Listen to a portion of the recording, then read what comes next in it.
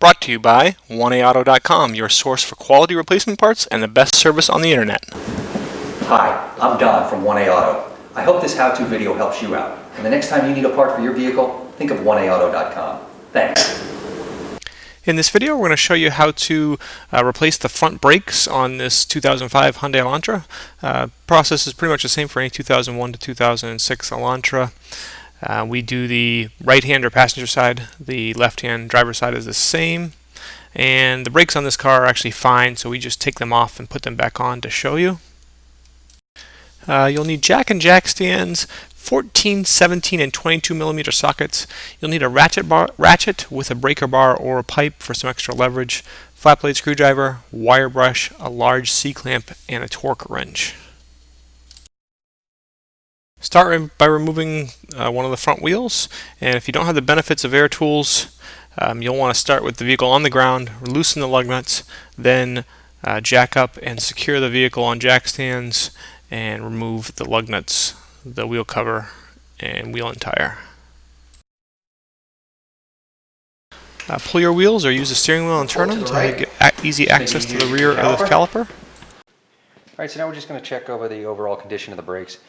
And we're going to look at the rotor for any deep grooves, and you can run your finger along the front side and the back side. Just make sure there's nothing, no big gouges.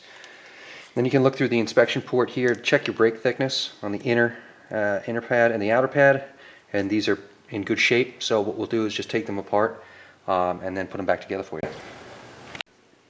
I'm removing the two 14 millimeter caliper bolts. Okay, these should come off pretty easily with 14 millimeter socket and a ratchet. You could also use wrenches if you wanted to. I'm just going to pull the caliper towards me and give myself a little bit of space. And just give a little bit of force to pop the caliper free. You can do it on the top and on the bottom. And the caliper.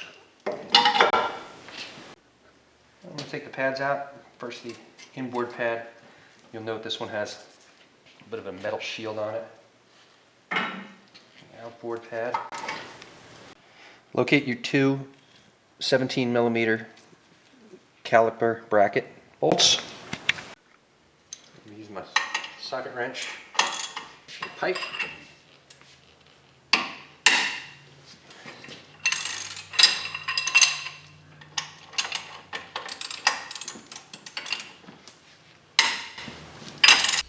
And fast forward here as we just finish removing those bolts the rest of the way.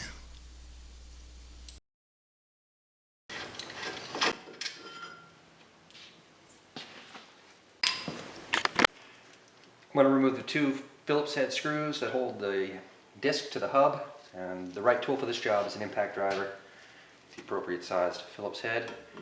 You're going to turn it counterclockwise, give it a whack.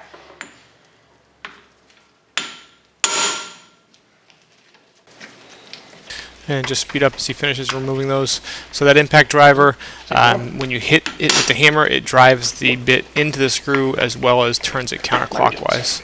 That's how it works so well. And this brake rotor was still good, so we're just going to go ahead and put it right back on.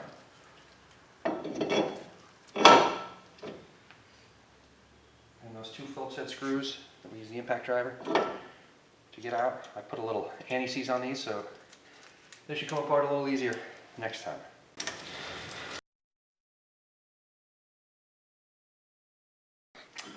When you go to put the new pads on, you're going to need to recess the piston back into the caliper. And you can do it a couple different ways. You can do it with a C-clamp like this, or a pair of big channel lock water pump pliers. I'm using the old pad here.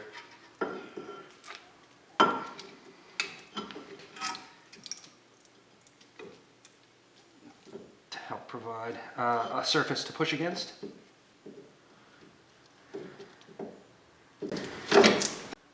Now the caliper bracket has two slides on it, and they should be able to go in and out or not be seized at all. If you find that one is, pry it off, make sure it's lubed like this one is, put it back in, re-secure the boot, and just make sure that that they move okay. And you're going to want to just go ahead and take a wire brush and clean up where the pads sit in the caliper.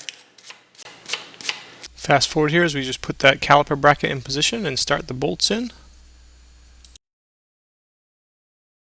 Torque the caliper bracket bolts to 90 foot-pounds. I'm going to take my inboard pad, again with that metal plate on it, snap it into the guide there, bracket. Same with the outboard. I'm going to fit my caliper over it. And you're going to want to make sure that these notched slides fit into the groove, like so.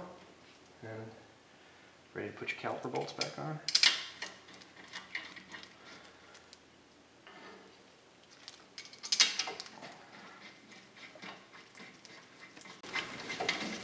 And tighten up those caliper bolts to between 22 and 25 foot-pounds.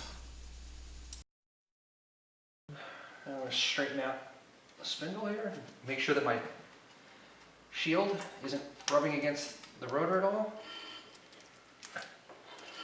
Reinstall the wheel. Put the wheel back in place. Put the hubcap on and start your lug nuts, and then you just want to kind of hand start them first to make sure you don't cross the threads, and then once they're hand started, then just kind of preliminarily tighten them up.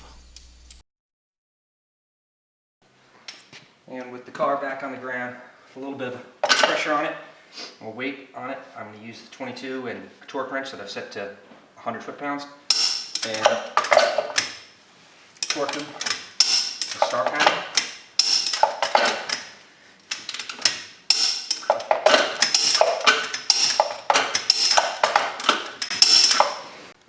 And after we do any brake work, it's good practice to pump the brake pedal several times before you go taking off.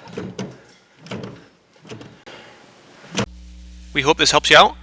Brought to you by www.oneauto.com, your source for quality replacement parts and the best service on the internet. Please feel free to call us toll-free 888-844-3393. We're the company that's here for you on the internet and in person.